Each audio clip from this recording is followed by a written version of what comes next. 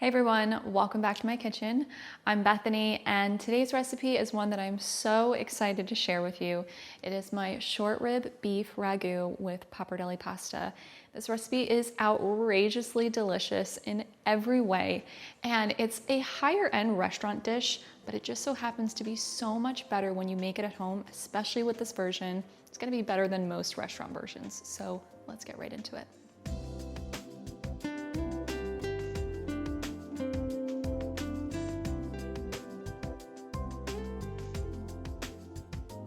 All right, so first we want to prep our short ribs. So I have mine out of the package and now I just want to dry them off so that they get a nice sear.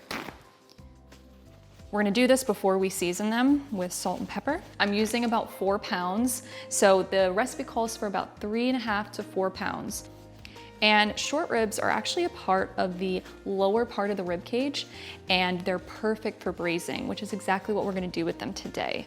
My short ribs look probably a little different than the ones that you'll find in the store. These are from a local beef farmer that I buy them from, and they're 100% grass fed. So I find that the bones are a little bit smaller and they're just cut differently. And we're just gonna pat them dry. You don't really want that moisture in there because it's gonna prevent getting a nice sear on these, and that's what's gonna really help build flavor in this dish. So we'll finish drying these off and then season them. Now we're gonna season these with salt and pepper on both sides. You wanna get all angles of the short rib seasoned.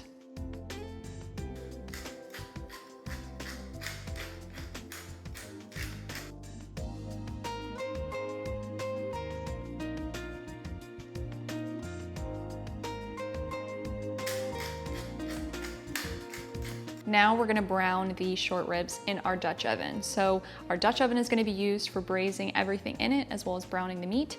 And I've been heating my pot up for about 3 to 4 minutes on a medium heat just to get the pot hot, but we don't want it to be burning. And that is just so we get a nice sear on the short ribs.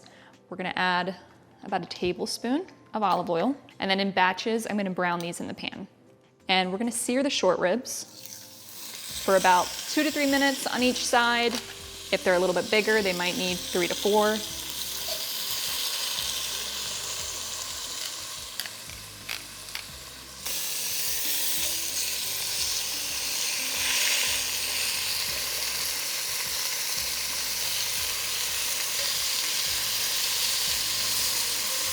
With cooking short ribs, you really want to rotate them and cook them on all sides, but mine just mainly have 2 main sides, but I want to sear a little bit of that fat, so I'm going to take some of my short ribs with that fat that wasn't seared and just kind of stand it up, and we're going to get a nice sear on that just before we take it out of the pan.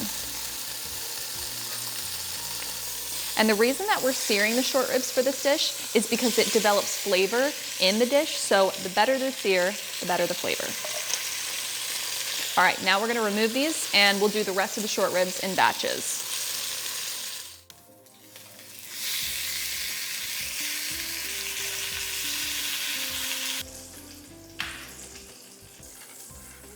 Next, we're gonna prep our sofrito, and we're using the same pot that we browned all the short ribs in. We're not wiping it out or rinsing it out. We're gonna use all that browned bits on the bottom to season the sofrito as well.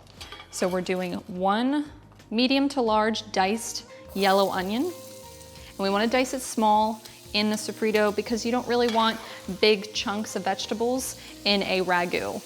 I don't mind if they're a little bit bigger, but in my bolognese sauce, I like them really small because I don't want to notice them. But in this one, I think it's fine if they're a little bit bigger. So we're going to add the onion along with 2 large diced carrots.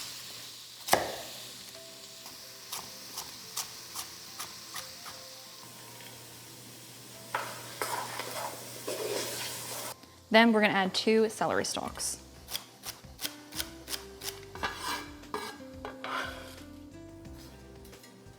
So we're gonna mix all those vegetables together, and we want to just soften them in the pan. We're not trying to brown them or anything. So we'll keep the pan at a medium to low heat and just cook them for about 5 to 7 minutes, just until they're softened. And we're also gonna season them with a little bit of salt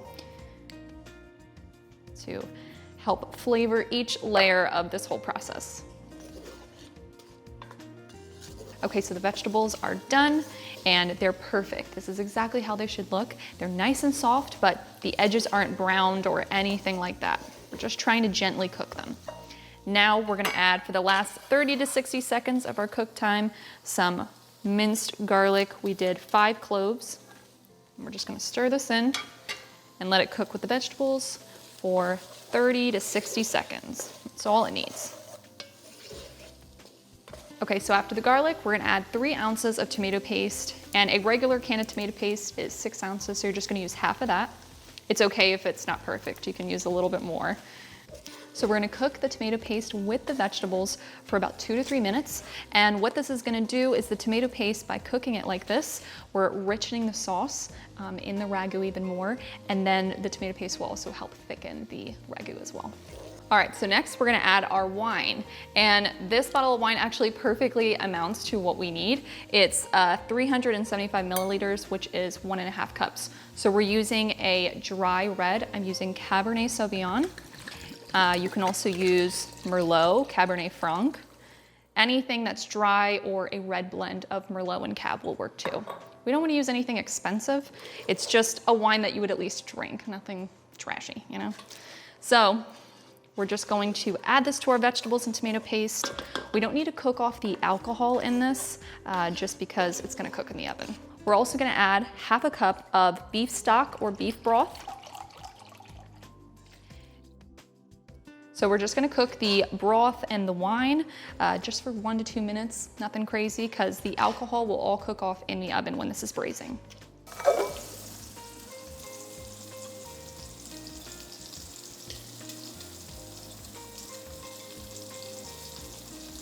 Next, we're gonna add 1 28-ounce can of San Marzano tomatoes.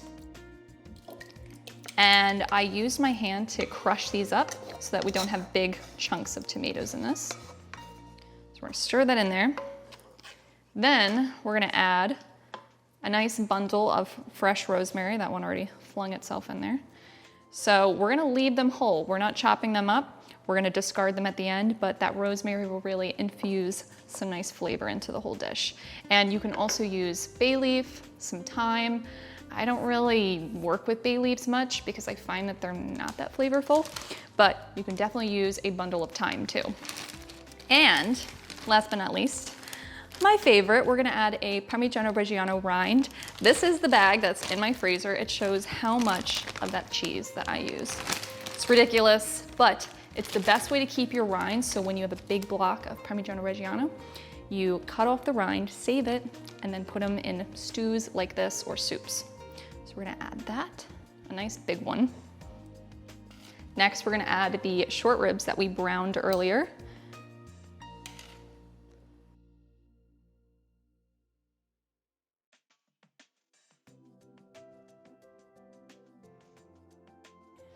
Let's see, can we fit these last 2 in here? It's a miracle. Last one. So even though the short ribs are in there, we're just gonna season everything a little bit more salt, a little bit more pepper. So just kind of move that around in there. This is all gonna start bubbling and stuff in the oven, but now what we're gonna do is bring this to a simmer. Before we put it in the oven, we wanna heat up the pot so that it's nice and hot when it goes in the oven. So that's only why we're just gonna bring it to a gentle simmer, then it'll go in the oven. Okay, so the pot has come to a gentle simmer, and I've had some people ask, what do you mean by a gentle simmer? And I just mean that there's a little bit of intermittent bubbles kind of slowly coming to the surface. A boil would be more of a rapid bubbling, so you don't want that. We're not trying to boil these short ribs. It's just a gentle simmer to heat the pot.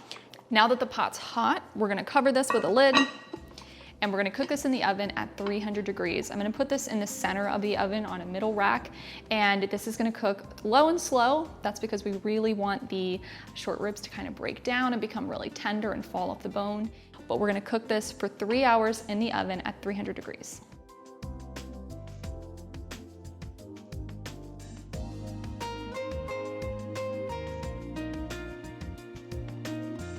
All right, so we just took these out of the oven. The short ribs smell amazing. The whole house has just smelled incredible for 3 hours while they roasted. So now what we're gonna do is take out some of the stuff that we can discard that was infusing a lot of flavor. So we have our Parmesan rind. And as you can see, it just really softened, but it didn't melt or disintegrate. So we'll just discard that. And I'm gonna try to find the rosemary sprigs. And then I'm also gonna just take out any bones that I'm seeing in here that I can remove now. But we're gonna do that in just a second when we remove the fat. So now we're gonna take the short ribs out, and I'm just gonna place them on a cutting board here. Again, they're very hot, so we want them to kind of cool down a little bit. And this is because we have to remove the fat while also shredding up the short ribs. All right, so I kind of fished out everything that I could in this pot. It's a little hard to see everything, but a lot of the fat will kind of fall off of the short ribs, so you wanna make sure you kind of get everything that you can. So I have a paring knife, and what I'm gonna do is just kind of separate the fat from the meat, and I'm just taking the paring knife and cutting off that extra fat.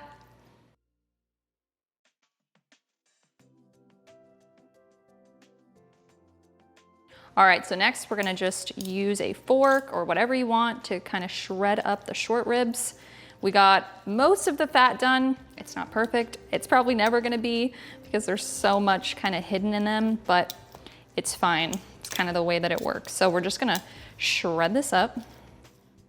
All right, now we're gonna add this back to our pot. And now we'll stir everything back together.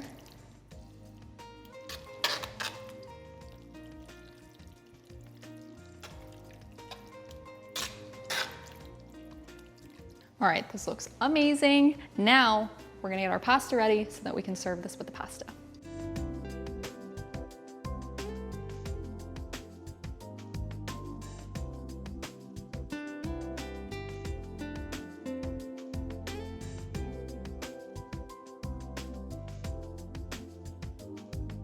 All right, so we cooked some pappardelle pasta until it was al dente. That's very important because we don't want it to overcook and become a little bit more mushy when we mix it with the ragu.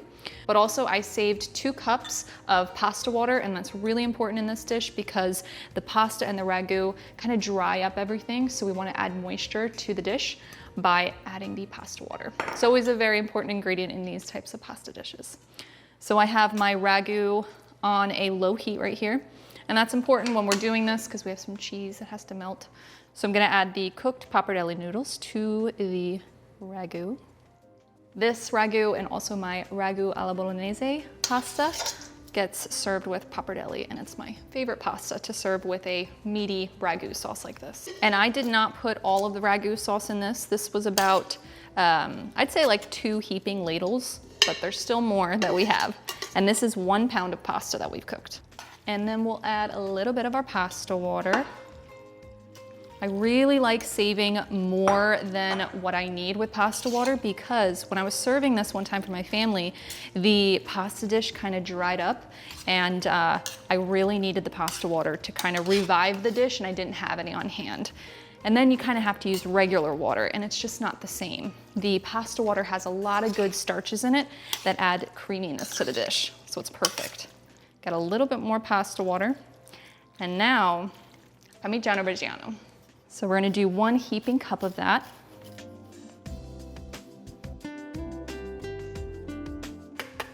Okay, so now we'll add a little bit more pasta water before we mix in the cheese.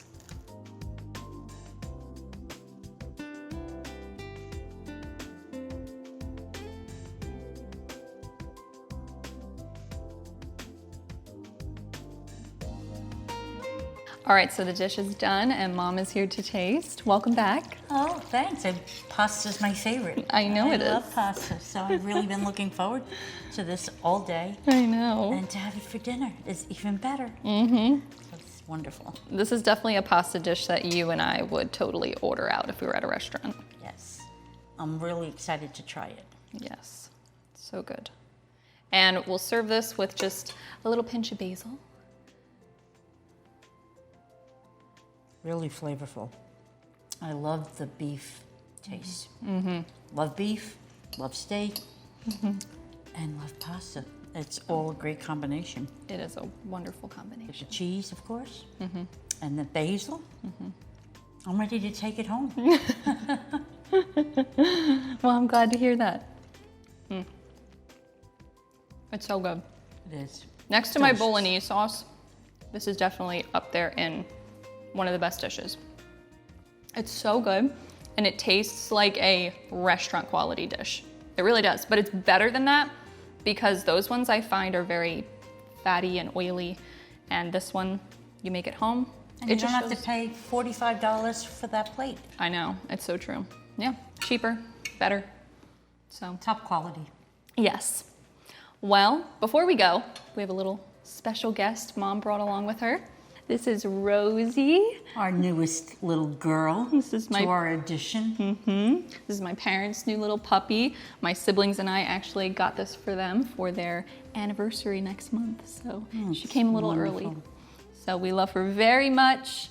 You'll be seeing her a lot around here, begging for food, right? And that's everything for today. I hope you guys get to try this one. It is truly a recipe to try, and it will blow your family away and your guests away. Like I said, it is a restaurant quality dish, but made at home, and you can use your ingredients, and that's why I love to cook from scratch, is it's always just better that way, better quality, better flavor. So if you guys do try this recipe, I'd love to know what you think. You can leave a comment on this video, or on our website, you can leave a review. I always appreciate them. And as always, we'll catch you in the next recipe.